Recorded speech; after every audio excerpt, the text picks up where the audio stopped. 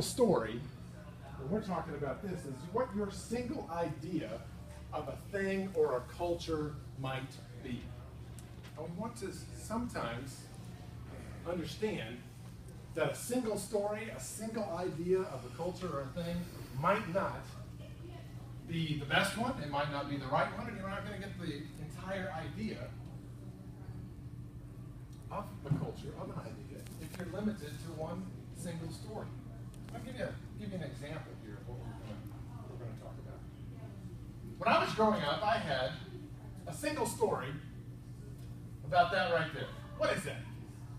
That's a broccoli. Broccoli was horrible, tasted bad, smelled bad, couldn't stomach the thought of eating broccoli. My single story of broccoli was it was horrible.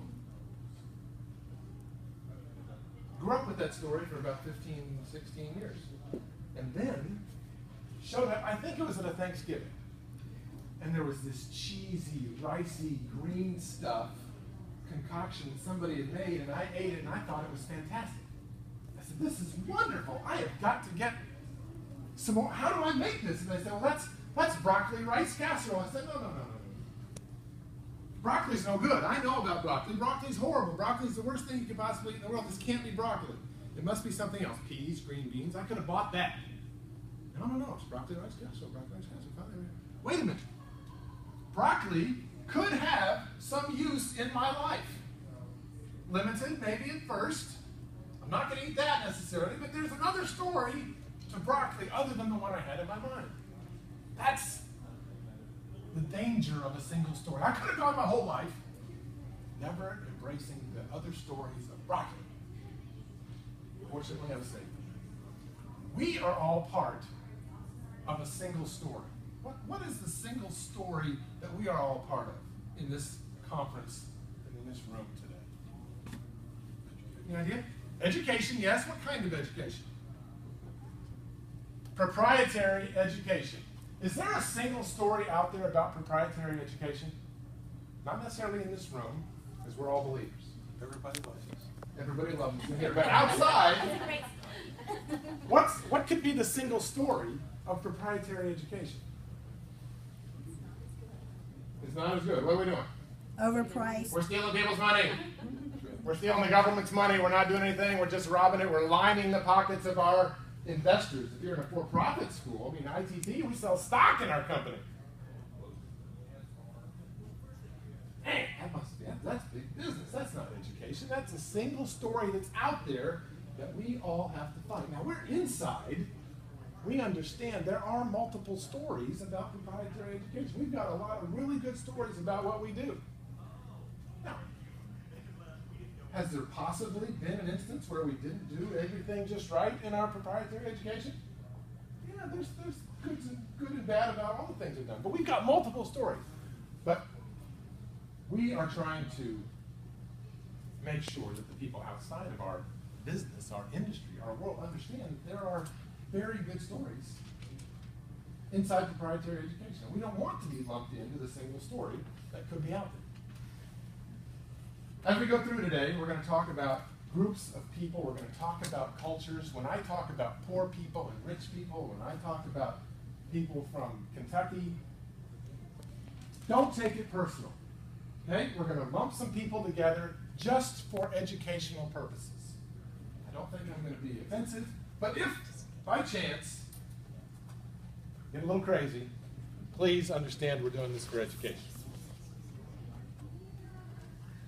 We're all part of our single story career conference.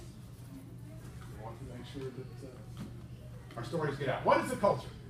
If we're going to talk about MC, we need to talk about what culture is. We'll talk about what culture is.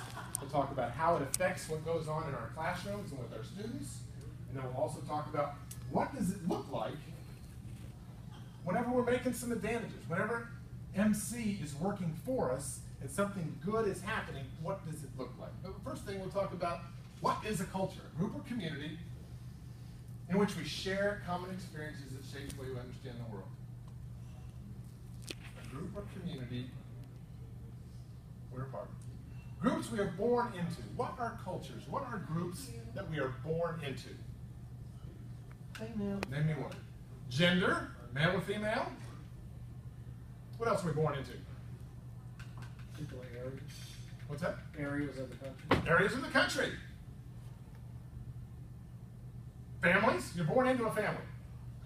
You can't choose the family you're born into, right? You just got to take what you get. Talks about area of the country. I was born in Paris, Texas. So I was born a Texan. And you know, there's a culture that goes with being a Texan. And you all know the single story of that. It's cowboy hats and boots and horses. Growing up in Tennessee, you could have had a similar story to that. But you know Texans, everything's bigger and better in Texas. I grew up in Texas. That was part of what I understood. That was part of my culture. We all are part of different cultures. Other cultures we become a part of as we go through life. What are cultures that we become a part of? Religious organization. Religious. You're going to be in whatever religious organization you want to be in. That is a culture. It's going to have things that you're going to do. What else? Political. Political? Absolutely. How do you see the world politically? That's a choice you're going to make. You're going to follow that. Post-secondary education. Institutions. Education. There's all varieties of education. High school dropouts, GEDs, associate degrees, master's degrees, PhDs, lawyers even, well, even, jurists, JDs. Yeah, all kinds of different things. A group I became a part of, I told you I was born in Texas, but for some reason my family moved me to Boston. I became part of the Bostonian culture. I became a New Englander. Oh my word, can you imagine such a thing? And when the Texan shows up in Boston, Is that a clash of culture? they've got questions. You know, they've got questions. What was my horse's name? What did you just say is what they want to know. Well, that's what I was asking. I said, these people are talking funny, and they thought I was talking funny.